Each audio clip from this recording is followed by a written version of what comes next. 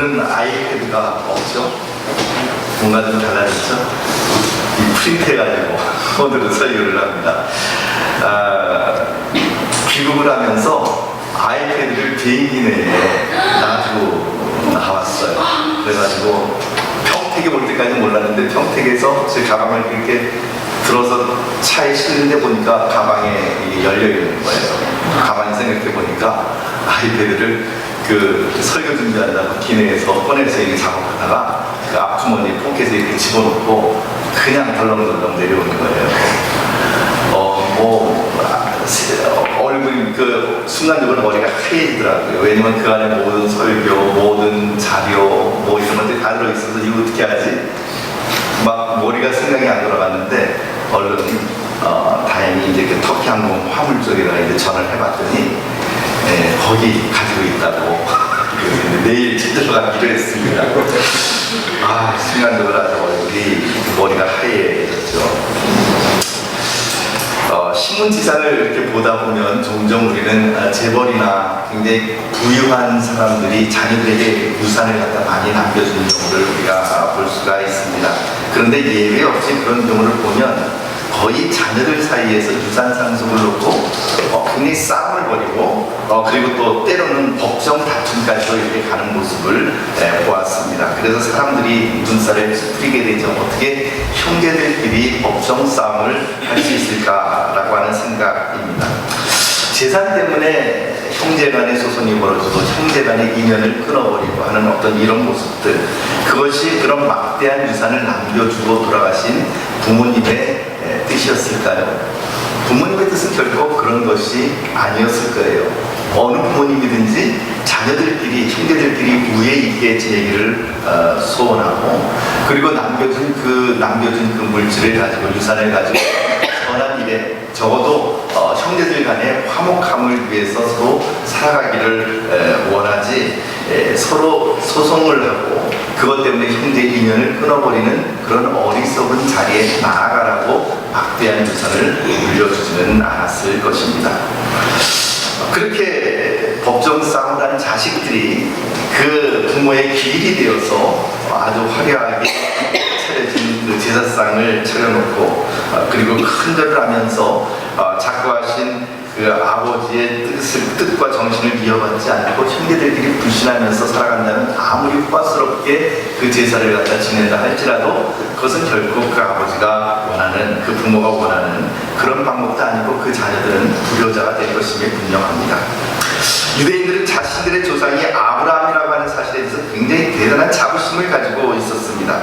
그런 대단한 자부심을 가진 유대인들에게 예수님께서 이렇게 말씀을 하셨죠. 오늘 본 말씀은 아니지만 39절에서 40절 말씀 같이 한번 읽어봅시다. 39절에서 40절 시작. 대답하여 이르되 너희 아버지는 아브라함이라 하니 예수께서 이르시되 너희가 아브라함의 자손이면 아브라함이 행한 일들을 보시거늘 지금 하나님께 주는 진리를 너희에게 말하는 사람이 나를 죽이려 하는도다. 아브라함은 그렇게 하지 아니하니라. 예수님의 지적에 대해서 예수님의 지적은 이렇게 말씀하시는 거죠. 너희가 아브라함의 자손이라고 하는 것은 참 맞다.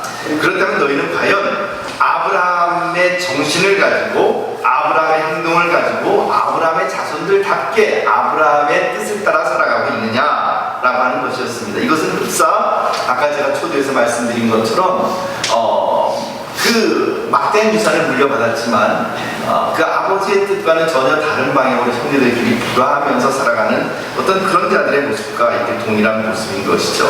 아브라함은 그렇게 하지 않았다라고 하는 것입니다. 한 걸음 더 나아가서 예수님은 그들을 향하여, 그 유대인들을 향하여 이렇게 신랄하게 지적을 하셨습니다. 44절 말씀 같이 읽어봅시다. 44절 시작.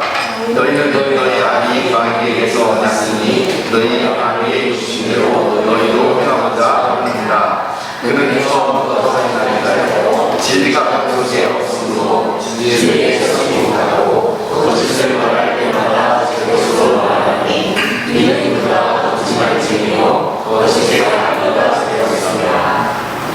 진리의 말씀을 거부하고 거짓 속에서 살아가고 있는 이 유대인들, 바로 그 사람들이 바로 사단이요, 그 사람들이 바로 마귀의 자식이라고 하는 그런 말씀을 하셨습니다. 사실 누군가 여러분들에게 너는 마귀의 자식이야, 만약에 이런 이야기를 듣는다면 얼마나 기분이 찜찜하겠어요. 얼마나 기분이 나쁘겠습니까? 그냥 차라리 욕을 한마디 이렇게 들어먹고 말지, 마귀 자식이라고 하는 이런 얘기를 들으면 특별히 그리스도인으로서는 아주 참을 수 없는 그런 모욕이 되는 것이죠. 이런 모욕스러운 그런 신라는 말씀을 누구에게 하시는가 라고 하는 것이죠. 놀라운 것은 31절 말씀을 한번 다시 돌아가 봅시다. 31절 말씀 같이 한번 읽어볼까요? 시작. 그러므로 예수께서 자기를 믿는 이들에게 이르시되 너희가 말에 맞아 참으로 내 제자가 되고. 지금 이 말씀을 누구에게 하셨습니까? 자기를 믿는 유대인들에게 이 말씀을 하셨다는 거예요. 안 믿는 유대인들에게 이 말씀을 하셨다 그러면 우리가 이해가 되겠는데, 자기를 믿는 유대인들에게 이런 신랄한 말씀을 하셨다는 것은 참으로 놀라운 말씀이 아닐 수 없습니다. 그러므로 31절 이하의 모든 말씀, 59절부터 31절부터 59절까지의 모든 말씀은 대상이 누구요? 예수님을 믿는, 예수님을 따라다니는 그 유대인들을 대상으로 말씀하신 것이었습니다. 그들은 예수님을 전면적으로 부인하는 사람들이 아니었습니다. 스스로 아브라함의 후손이라고 하는, 아브라함의 자손이라고 하는 자부심도 가지고 있었습니다. 그들은 하나님의 말씀을 잘 지키는 하나님의 자녀라고 하는 자긍심도 갖고 있었습니다. 그러나 그들은 예수님의 말씀을 전면적으로 그 말씀을 자기들의 삶 가운데 그대로 받아들이는 그런 사람들은 아니었음을 이 예수님의 말씀을 통하여 우리가 알 수가 있습니다. 그들은 자기들에게 유익한 말씀이라고 생각하는 부분들은 받아들입니다. 하지만 자신들의 계산과 자신들의 욕망에 맞지 않는 그런 말씀을 들었을 때 그들은 그 말씀을 튕겨내버리고 합니다. 우리 이런 사람들, 그러니까 자신에게 말씀이 임하게 되면 우리가 보통 하나님의 진정한 자녀라면 어떻게 됩니까? 내가 그 말씀 가운데 찔림이 있고 그 말씀 가운데 부족함이 있다고 한다면 우리는 그 말씀 앞에 내 자신을 낮추고 그 말씀 앞에 무릎을 꿇고 그 말씀 앞에 내 자신을 변화시켜야 되는 것이죠. 그런데 이 사람들의 부류는 어떤 사람들이냐면 하나님의 말씀을 들었을 때 나에게 맞지 않는 말씀을 튕겨내버립니다. 그리고 하나님의 말씀을 변형시켜서 나에게 맞추려고 하고, 그리고 하나님을 내 편으로 멱살 잡아서 끌고 오려고 하는 것이죠. 우리가 흔히 너무나도 잘못하고 있는 그 행위 중에 하나가 내가 하나님 앞에 서는 것이 아니라, 내가 하나님 편에 서는 것이 아니라 하나님을 내 편으로 끌고 오려고 하는 거죠. 그게 말이 되겠습니까? 그렇게 하게 되면 어떤 일들이 일어나겠습니까? 그러면은 정치인들이 하는 일하고 얼마나 똑같은 일들이 되겠습니까? 옳고 그런 어떤 그런 판단 기준을 따라 무엇이 정의고 무엇이 옳은가에 따라 살아가는 것이 아니라 내가 하는 것은 다 옳은 것이다 라고 생각을 한다면 이것이야말로 바로 이 유대인들의 태도와 그 유대인들이 지금 현재 사람들과 다를 바가 무엇이 있겠습니까? 사랑하는 성도 여러분, 그리스도인이라고 하는 사람들은 누굽니까? 하나님의 말씀이 선포되었을 때 그 말씀이 나를 찌르면 우리는 그 말씀 앞에 무릎을 꿇어야 되고 내 자신을 변화시켜야 되는 거예요. 그런데 내 자신이 변화되지 않은 채 하나님의 말씀을 나에게 자꾸 갖다가 맞추려고 그러고 내 상황에 따라서 하나님의 다른 말씀을 가져다가 자기 자신을 정당하려고 그러고, 이것은 옳지 못한 태도입니다. 예배도 드립니다.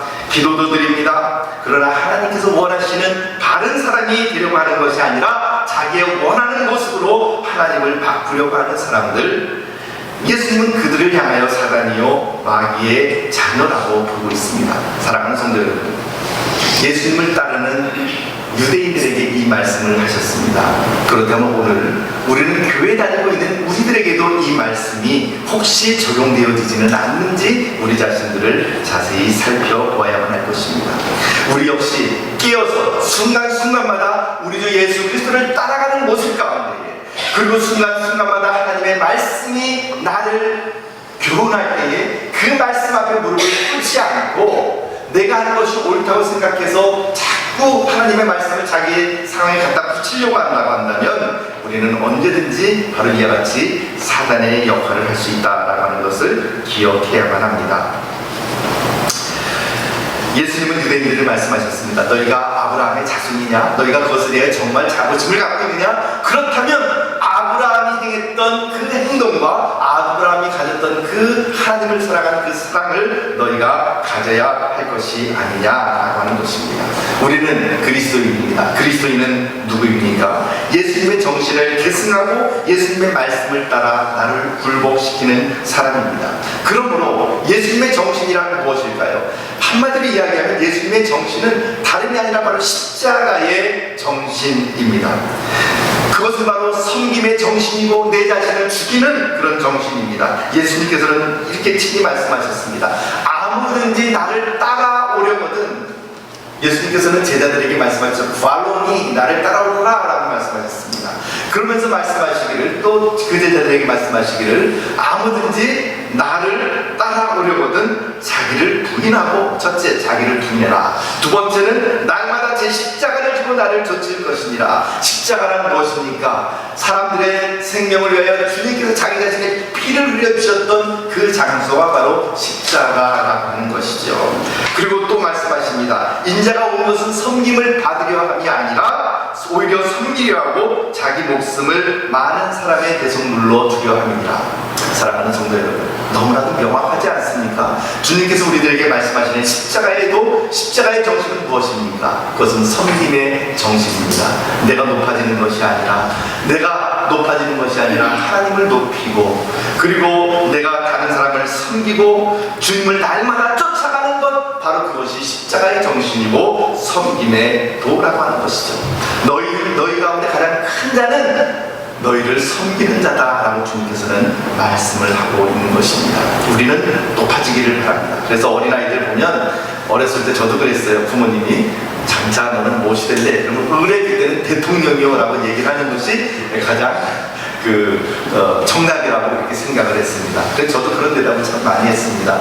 물론 저 대통령이라고 하는 것은 얼마 지나지 않아서 이건 내가 갈 수 없는 길이구나 라는 것을 깨닫긴 했지만, 그러나 사람들이 높아지기를 원하죠.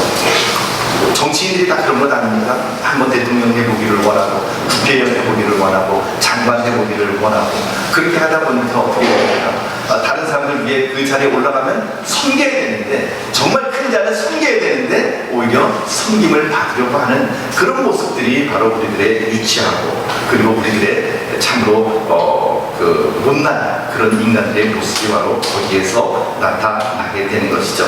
사랑하는 성도 여러분, 이 십자가의 정신과 섬김의 정신이 저와 여러분들에게 가슴 깊이 뿌리박히기를 주님의 이름으로 축복합니다. 우리 교회는, 우리 생명나무 교회에 속해 있는 모든 지체들은 적어도 우리 이 십자가의 정신으로 나갑시다. 섬김의 정신, 내가 먼저 죽는 정신, 그리고 주님을 섬기는 정신, 그렇게 주님을 따라가는 정신, 그것이 바로 우리의 정신이 되어야 될 것이고 우리의 모토가 되어야만 할 것입니다. 그럴 때 비로소 우리는 진정한 그리스도인이라 이름을 받을 수 있을 것입니다. 이어서 예수님은 놀라운 생명의 선포를 하십니다. 51절 말씀 우리 같이 한번 읽어볼까요? 51절 말씀 시작. 진실로 진실로 너희에게 이르노니 사람을 인정하시면 너희는 존재하지 아니하리라. 여러분들 과연 이 말씀이 정말로 여러분들 가슴속에 와닿습니까? 진실로 진실로 너희에게 이르노니, 진실로 진실로라고 하는 말은 주님께서 아주 강하게 강조할 때 얘기하는 거죠. 우리가 얘기하면 내가 너한테 진짜로 얘기하는데, 이렇게 얘기하는 건 내가 진짜로 너희한테 얘기하는 건데, 이렇게 얘기하는 게 더 강조 아닙니까? 아멘 아멘이라고 하는 말, 그러니까 진실로 진실로라고 하는 말은 주님께서 강조할 때 쓰는 말이에요. 진실로 진실로 너희에게 이르노니 사람이 내 말을 지키면 영원히 죽음을 보지 아니하리라 라고 그렇게 말씀하십니다. 여러분 이 말씀을 믿으십니까? 네. 말씀이 아멘 소리가 굉장히 큰일이에요. 여러분 이 말씀을 정말로 믿으십니까? 여러분들의 마음속에서부터 아멘 하실 수 있게 되기를 바랍니다. 그래요, 주님의 말씀을 지키면 영원히 죽음을 보지 아니합니다. 그러면 목사님은 안 죽습니까? 그런 얘기하는 게 아니라고 제가 여러 번 얘기를 했죠. 여기서의 죽음이라고 하는 것은 영적인 사망이요, 그리고 누구든지 우리는 육신의 죽음은 다 죽게 마련인데, 그러나 이미 우리의 영혼은 이미 주님의 말씀 가운데 영생을 얻은 자들이다, 우리의 본질이 영생을 얻은 자들이다 라고 하는 것을 말씀을 드렸습니다. 껍데기는 죽을 수밖에 없어요. 그러나 주님께서 내 말을 지키면 영원히 죽음을 보지 아니하리라 라고 하는 이 말씀은 이미 우리들에게 적용이 되었고, 우리가 예수 그리스도를 믿는 순간 우리의 본질, 우리 나라고 부를 수 있는 것, 내가 바로 육신일까요? 그런 거 생각해 보셨나요? 내가 이 육신인가요? 그러면 내 팔이 하나 잘라지면 나는 불완전한 사람인가요? 그게 아니죠. 나라고 하는 존재는 무엇일까요? 그것이 바로 여러분이 생각하는 나라고 하는 그 존재가 바로 영원한 영생을 얻었다라고 하는 것입니다. 그것을 우리는 영혼이라고도 이야기를 합니다. 그런데 이 예수님의 이 생명의 선포를 듣고 유대인들이 오히려 혼란 가운데 빠졌습니다. 그들의 논리는 이것이었죠. 아니, 아브라함도 선지자들도 다 죽었는데 그렇다면은 당신의 말을 지키면 당신은 죽음을 보지 않는다고 하니, 지금 유대인들이 오해하고 있는 바가 바로 사람들이 오해하는 바와 똑같은 것이죠. 당신은 죽지 않는다고 하니 당신 도대체 아브라함보다 더 큰 사람입니까? 당신을 누구라고 합니까? 당신은 도대체 누구입니까? 사실 이 질문이야말로 우리들이 늘 본질적으로 드려야 되는 그런 질문인 것이죠. 그들의 이런 질문에 대하여 예수님이 놀라운 답변을 하십니다. 56절 말씀 같이 한번 읽어봅시다. 56절 말씀 시작. 너희 조상 아브라함은 나에게 본 것을 즐거워하다가 보고 기뻐하였느니라. 여러분, 아브라함이 언제적 사람입니까? 연대상으로 보면은 아브라함은 언제적 사람입니까? 보통 물론 아브라함이 언제 살았는지 그 기록은 나타나 있지 않지만, 그러나 우리가 추정을 해보면 보통 아브라함이 살았던 그 당시의 그 시대들 뭐 이런 거 보면 주전 한 2000년 정도, 그러니까 2000년, 그러니까 예수님께서 태어나신 전에 2000년 전의 사람, 그러니까 지금으로부터는 4000년 전의 사람이 되는 것이죠. 그러면 생각해 보세요. 예를 들면 지금 2019년인데 2019년에 2000년 전이면 언제적일까요? AD 19년.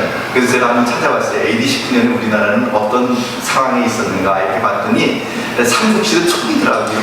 그러니까 주몽 아시죠? 주몽의 아들 그 유리왕이 바로 이제 그 유리왕 시절이 바로 그때더라고요. 그러니까 주몽과 유리왕. 근데 지금 예수님께서 말씀하시는 건 뭐냐면, 예를 들면 바꿔서 얘기하면 이렇게 얘기하는 거예요. 너희 조상 주몽이 나의 때 볼 것을 보다가 즐거워하였느니라, 이렇게 이야기를 하는 거예요. 그러니까 사람들이 황당하겠죠. 황당하게 생각해서 도대체 네가 그 문제 이제 조금 뒤에서 이렇게 이야기를 하도록 하겠습니다. 그러니까 유대인들이 그 상식적으로 이해할 수 없으니까 뭐라고 그러면, 당신의 나이가 채 50도 되지 않았는데, 예수님의 나이가 좀 겉보다 이렇게 좀 많이 나이가 들어 보여졌나봐요. 나이가 채 50도 되지 않았는데, 근데 그런 주제에 네가 아브라함을 보았다고 어떻게 그런 외람된 말을 할 수가 있느냐라고 질책을 하죠. 그때 예수님께서 다시 말씀하십니다. 58절 말씀 같이 읽어봅시다. 58절 시작. 예수께서 이르시되 진실로 너희에게 이르노니 아브라함이 나기 전부터 내가 있느니라 하시니. 아브라함이 나기 전부터 내가 있느니라. 여러분, 이 말씀이 요한복음 1장 1절 말씀은 우리들에게 그렇게 선포하죠. 한번 다 같이 한번 암송해 볼까요? 그 정도 다 암송하시죠? 요한복음 1장 1절 시작. 태초에 말씀이 계시니라. 2절 이 말씀이 하나님과 함께 계셨으니 이 말씀은 곧 하나님이시니라. 이렇게 이야기를 하죠. 바로 이 하나님의 말씀, 그분이 바로 예수 그리스도라고 하는 사실을 우리들에게 분명히 보여주고 있는 것입니다. 그러므로 아브라함이 탄생하기 전부터 하나님의 말씀이신 예수님께서 계셨던 것은 너무나도 당연합니다. 그런데 오늘 우리가 본문에서 유의해야 될 점은요, 여러분들이 보시기에는 이 문장이 매끄러운 문장이 되기 위해서는 어떻게 변화가 돼야 될까요? 아브라함이 나기 전부터 내가 있느니라, 있었느니라, 그죠? 과거형으로 되어야만 그게 매끄럽지 않을까요? 우리 국어 선생님께서 고개를 끄덕끄덕 해주세요. 아브라함이 나기 전부터 내가 있었노라, 이렇게 이야기를 하면은 이거는 맞는 문장인데, 아브라함이 나기 전부터 내가 있느니라 라고 이야기를 하면 이거 뭔가 굉장히 어색한 문장이 되어버리고 마는 거죠. 주님께서는 과거형으로 말씀하시지 않으셨습니다. 내가 있었느니라 라고 이야기를 하지 않고 내가 있느니라 라고 현재형으로 말씀을 하고 있죠. 이 구절을 영어 성경 NIV는 이렇게 번역합니다. Before Abraham was born, 아브라함이 나기 전부터 I am, 여기도 역시 현재형으로 이야기해요. 내가 있느니라, 내가 있다. 예수님은 현재 형입니다. 모세가 호렙산에서 하나님을 만났습니다. 그가 하나님을 향해 당신이 누구십니까? 내가 내 동족들에게 가서 나를 보내주면 누구라고 얘기를 해드려야 될까요? 라고 질문했을 때 주님의 대답은 이것이었습니다. 에히에 아쉘 에히에. 그 말을 다시 하면 나는 스스로 있는 자니라 합니다. 영어로는 I am who I am 뭐 이렇게 번역을 해놨습니다. 나는 스스로 지금 있는 자다. 모세에게 말씀하신 그 여호와 하나님의 답변은 오늘 예수님의 답변처럼 역시 현재형으로 말씀을 하고 있는 것이죠. 이 말씀의 의미는 무엇입니까? 우리 주님은 스스로 존재하시는 분일 뿐만 아니라 어떤 상황, 어떤 처지에서도 현재형으로 나와 함께 계시는 분이라고 하는 사실을 이야기를 하고 있습니다. 과거형이 아니라 하나님은 예수님은 과거에 나와 함께 계셨습니다. 아니라 그 예수님은 지금도 나와 함께 현재형으로 계시는 분이십니다 라고 하는 것을 우리가 고백을 할 수가 있는 것이죠. 베드로의 야곱을 한번 봅시다. 우리가 잘 알고 있는 것처럼 팥죽 한 그릇에 에서의 장자권을 빼앗았습니다. 사기를 쳤죠. 그리고는 그 일로 말미암아 형 에서의 분노를 사게 되고 그는 형 에서의 복수를 피해서 이제 아버지의 집을 떠나야만 했습니다. 야곱이 그랬죠. 그래서 외삼촌 멀리 있는 한 번도 가보지 못한 무려 1000km 이상 떨어져 있는 그 바산 아람의 그 외삼촌 라반의 집을 향하여 이제 그가 터덜터덜 걸어갑니다. 그것이 바로 창세기 28장 말씀 가운데 나타나죠. 어딘지도 모르는 외삼촌의 집으로 피신가는 미래에 대한 불안감이 있습니다. 어떻게 먹어야 될지, 무엇을 입어야 될지 알지 못하고 기댈 것이 하나도 없는 막막한 그런 고독감 속에서 그는 유대 광야 한가운데서 잠을 청합니다. 그리고 거기서 그는 꿈을 꾸게 되죠. 하늘과 땅을 잇는 사다리, 그 위에 오르내리는 천사들, 꿈에서 깨고 난 후에 그의 인생은 전혀 다른 차원으로 변화가 됩니다. 야곱의 고백을 한번 우리 들어볼까요? 창세기 28장 16절에서 17절 말씀 한번 같이 봅시다. 창세기 28장 16절에서 17절 말씀 시작. 야곱이 잠이 깨어 이르되 여호와께서 과연 여기 계시거늘 내가 알지 못하였다. 이에 두려워하였는데 두렵다 이것이요 이것은 다름 아닌 하나님의 집이요 이는 하늘의 문이로다. 잠들기 전까지 그의 삶은 굉장히 머리가 복잡했을 것 같아요. 이제 내가 어떻게 외삼촌의 집에 1000km나 떨어져 있는 곳을 향하여 갈 수 있을까? 한 번도 가지 못한 곳, 그리고 내가 거기 가서 외삼촌을 만날 수 있을까? 내가 살아서 다시 아버지의 집으로 돌아올 수 있을까? 내가 가는 동안 강도를 만나지는 않을까? 내가 가는 동안 물이 떨어지게 되면 난 죽게 되는데 어떻게 하지? 뭐 이런저런 생각들. 그리고 내가 과연 이렇게 부모의 곁을 떠나려고 내가 형 에서를 속여서 내가 그 장자권을 받았던가 뭐 이런 회한들, 이런저런 여러 가지 복잡한 감정이 그의 마음이었을 거예요. 그러나 그 광야에서 사닥다리 위로 천사가 오르락내리락 하고 하나님께서는 거기에서 그에게 약속을 하십니다. 나는 아브라함의 하나님, 이삭의 하나님, 그리고 바로 이제 너의 하나님이 된다라고 하는 것이죠. 그리고는 내가 너에게 동서남북 이 땅을 다 너에게 주겠다. 너의 자손이 땅의 먼지와 같이 땅에 충만하게 될 것이다. 모든 민족이 너로 말미암아 너의 후손으로 말미암아 이제 복을 받게 될 것이다. 그리고 이 일을 다 이룰 때까지 내가 결코 너를 떠나지 아니하겠다. 이런 약속을 받게 됩니다. 땅의 약속, 후손의 약속, 복의 약속, 그리고 하나님께서 그와 함께 끝까지 동행하시겠다라고 하는 동행의 약속을 받고 납니다. 그가 잠에서 깨고 나왔을 때 야곱이 한 말이 있습니다. 뭐라고 얘기했습니까? 잠에서 깨서 뭐라 그랬다고요? 28절, 16절에 17절 말씀 보니까 여호와께서 과연 여기 계시거늘 이런 말을 하고 있습니다. 과연 여기 계시거늘, 이 말이 어떤 말이겠습니까? 이 말은요, 과연이라는 말은 아켄이라고 하는 히브리어 단어였습니다. 아켄. 그 말은 정말로 진실로 그런 뜻이에요. 정말로 예시 아드나이 마콤하제, 여호와께서 바로 이 장소에 계시는구나 라고 합니다. 어디요? 정말로 시제는 어떻게 됩니까? 시제가 하나님께서 계시는 시제. 과연 여기 계시거든. 과거, 현재, 미래 가운데 현재. 바로 예수 여기 계신다. 그 다음 장소는 어디입니까? 여기. 바로 여기. 여호와께서 바로 지금, 바로 여기. 시간적으로는 지금 그리고 장소적으로는 바로 여기에 정말로 계시는구나 라고 하는 것입니다. 그의 신앙은 굉장히 어떻게 보면 지금까지는 간접적인 신앙이었습니다. 태어나면서부터 물론 신앙적인 분위기 속에서 하나님을 알아왔죠. 야곱이 태어났을 때 야곱은 그 할아버지 아브라함으로부터 그 훈육을 받을 수 있었을까요? 없었을까요? 그때 아브라함이 살아있었을까요? 야곱이 태어났을 때? 이렇게 질문하면 이제 눈만 껌짝껌짝 흔들리게 되는데 우리가 잠깐 산수를 잠깐만 해봅시다. 아브라함이 100세에 이삭을 낳았죠. 그죠? 그리고 아브라함이 죽을 때가 언제냐면 아브라함 175세에 죽습니다. 그러면 이삭이 몇 살 때 죽는 거죠?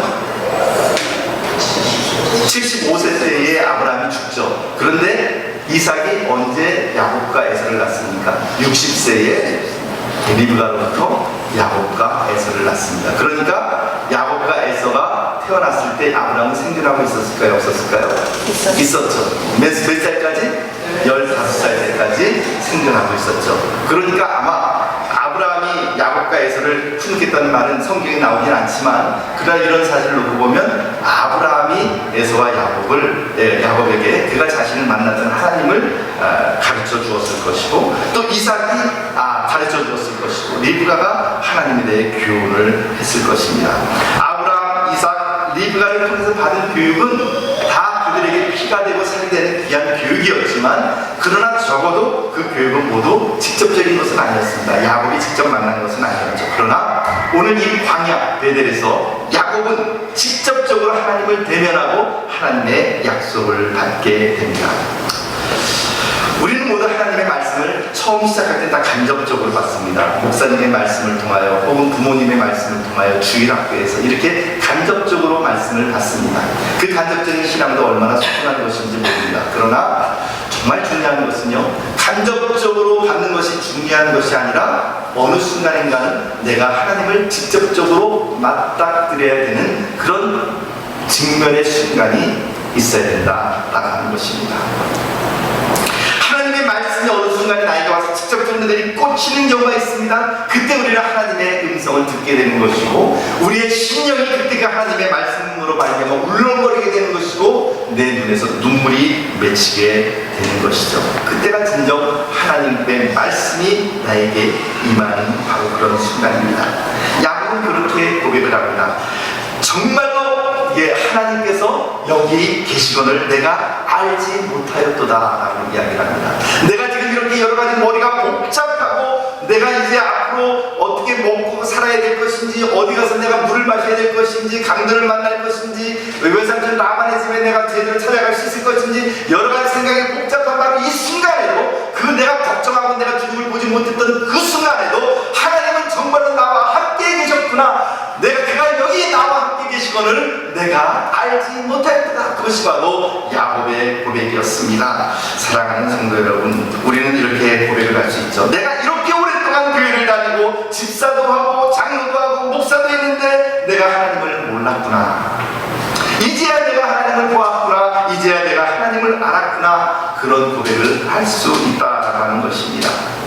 사랑하는 성도 여러분, 하나님은 멀리 계신 저 멀리 계신 분이 아닙니다. 하나님은 과거에 우리 아버지와 우리 어머니와 우리 할아버지와 할머니 때에만 계셨던 그 과거의 하나님이 아니라 바로 오늘 나를 찾아오시는 나의 하나님이 되시는 것입니다. 바로 어디요? 바로 지금. 어디요? 바로 여기에, 바로 이 교회에, 그리고 여러분들의 가정에, 여러분들의 직장에, 여러분들의 일터에 찾아오시는 하나님. 그리고 그 하나님은 지금 이 순간도 머리가 복잡한 여러분들이 고민하고 있는 바로 그 순간도 여러분 곁에 계시다라고 하는 것입니다. 문제는 그 하나님을 보지 못한다라고 하는 것이 우리들의 문제가 될 뿐입니다. 사랑하는 성도 여러분, 주님은, 하나님은 지금도 여러분들과 함께 계십니다. 이 야곱의 고백이 있고 난 다음에 야곱의 환경은 전혀 변하는 것은 없었지만 그러나 그의 놀라운 변화가 일어납니다. 창세기 29장 1절 말씀 보면 그 다음 PPT라는 약간 29장 1절 말씀은 이렇게 시작합니다. 와 이사 야곱 바글라. 이 부분을 성경에서 뭐라고 했냐면 야곱이 발행하여라고 이렇게 기록을 합니다. 발행한다라고 하는 말이 마음에 안 와닿아서 있는 그대로 하면은 낫사라고 하는 말은 이게 들어 올리는 거예요. 그래서 야곱이 그의 발을 들어 올렸다. 무슨 말일까요? 그러니까 이게 막 붕붕 떠다닌다는 거예요. 새털과 같이 가볍게. 그러니까는 무슨 말이냐면 지금까지 야곱은 하나님을 듣기만 하고 그리고 그가 체험하지 못했을 때는 지금 이 상황 가운데서 그의 발걸음이 얼마나 무거웠는지 모르지만 그러나 이제 하나님을 꿈에서 만나고 그가 하나님께서 나와 함께 계신 것을 확신하고 그분이 나를 보호하신다는 것을 알았을 때에 그 다음부터 그의 말이 어떻게 돼요? 와 이사 야곱 바르다. 야곱이 그의 발을 새털같이 가볍게 들어 올려서 그 다음 구절이 뭐냐면 바로 동방사람의 땅에 이르러 빡빡이 들어 올려서 바로 동방사람의 땅에 이르러 뭐냐면 한가름에 달려갈 수 있었다라고 하는 것입니다. 여러분 그런 파워 그런 힘은 어디서부터 나왔을까요? 바로 나와 함께 계시는 하나님 그것을 야곱이 분명히 고백하고 느꼈을 때에 그의 환경이 변화된 거 아니에요. 뭐 벼랑간 자동차가 와가지고 그를 태워간 것이 아니었습니다. 벼랑간 이 광야가 바뀌어서 에덴 동산처럼 변화된 게 아니에요. 광야는 그냥 그대로 광야였고 강도의 위험은 여전히 있었고 모든 것은 다 그대로였지만 누가 변화됐을까요? 야곱이 변화됐습니다. 그의 내면이 변화됩니다. 그러니까 어떻게 돼요? 그의 발이 새털같이 가벼워지게 되는 것입니다. 40년 동안 세계 최고의 제국 이집트에서 왕자의 신분으로 최고의 교육과 최고의 삶을 살았던 모세라고 하는 우리를 압니다. 그러나 그는 살인하고 난 이후에 40년을 미디안 광야에서 쓸쓸히 보잘것없는 양치기로 살아야만 했습니다. 그의 나이 80세가 되었을 때 누가 보아도 소망이 없고 실패한 인생처럼 보였죠.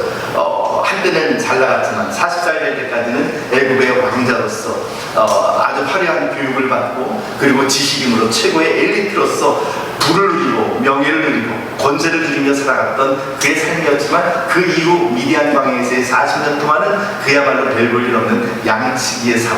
누가 봐도 이제는 때가 꾀질하게 띄었고 손은 다 갈라졌고 그리고 그의 이 힘은 많이 빠져나갔고 이제는 아무도 그의 삶에 대해서 남은 삶에 대해서 어떤 변화가 있을 거라고 예상하지 못했던 그때에 하나님께서 그를 만나주십니다. 모세는 살아계신 하나님 그와 함께 계시는 하나님을 만나게 됩니다. 양치기를 하면서 별 볼 일 없는 노인으로 늙어갔던 그 순간에도 하나님은 모세와 함께 계셨던 것이죠.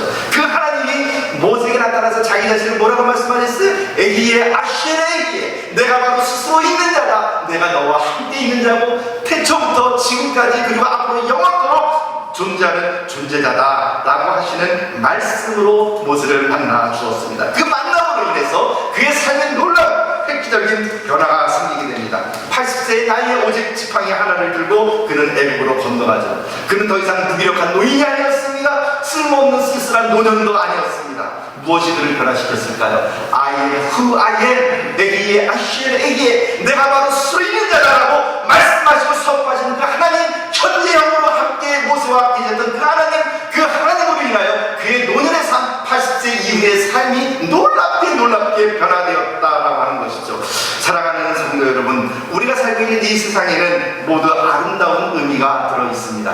파릇파릇한 새싹에만 의미가 있는 것이 아니라 바로 가을에 떨어지는 낙엽 속에도 의미가 있습니다. 가을에 떨어지는 낙엽이 없으면 새로운 봄이 올 수가 없습니다.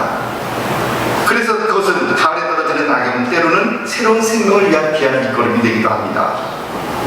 때로는 보리처럼 순이 나기 시작할 때 보리 말기라고 하는 것을 해주어야만 보리가 이제 더 튼실하게 더 강하게 자라날 수 있는 그런 혹독한 시련을 통하여만 더 잘 성장할 수 있는 시련의 의미도 그렇습니다. 그러므로 따뜻한 봄 날씨에도 의미가 있지만 폭풍 차가운 차가운 폭풍과 그리고 눈보라 속에도 더욱 강한 심오한 의미가 있을 수 있습니다.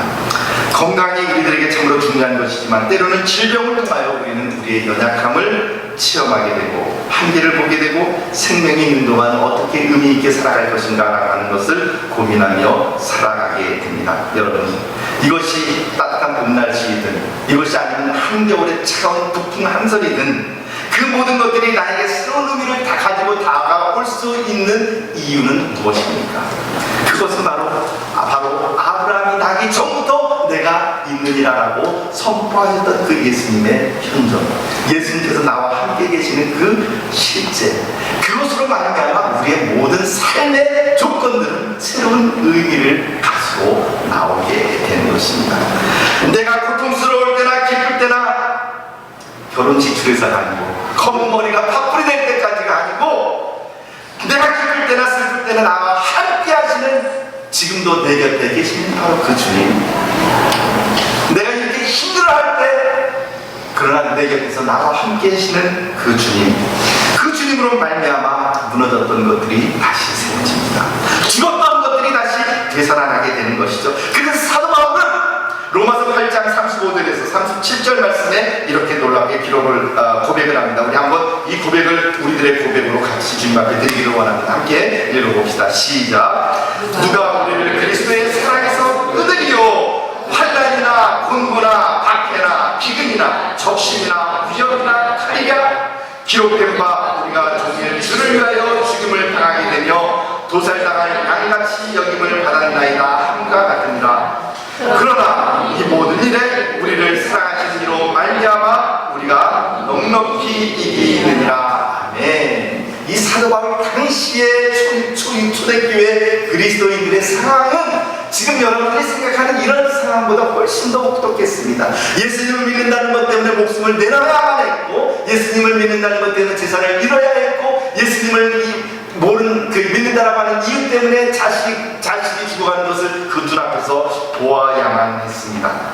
환난, 곤고, 박해, 기근, 적신, 위험, 칼, 이런 것들이 있었지만, 이것보다 더 심한 그런 고통들이 있었지만, 그래도 초대교회 그리스도인들이 기쁨으로 그 모든 일들을 능히 감당해 나갈 수 있었던 것은 무엇입니까? 이 모든 일에, 이 모든 박해 상황 가운데서도 우리를 사랑하시는 이로 말미암아 우리가 넉넉히 이기느니라. 사랑하는 성도 여러분, 지금 여러분들의 상황 가운데 인생의 가장 혹독한 시련기를 겪고 있는지 모릅니다. 그 어두운 터널을 걸어가고 있는지 모릅니다. 이 터널이 언제 끝이 날까 답답해 하시는 분들도 있을지 모릅니다. 그러나 여러분, 분명히 기억하십시오.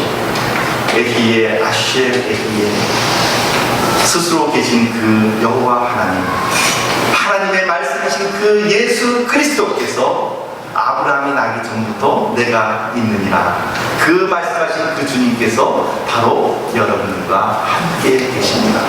그리고 그 주님으로 말미암아 우리는 넉넉히 이길 수 있는 것이죠. 사랑하는 성도 여러분, 그분을 느끼게 될 때, 그분을 보게 될 때, 그때 비로소 내 삶의 의미가 달라진다. 누구처럼? 야곱처럼.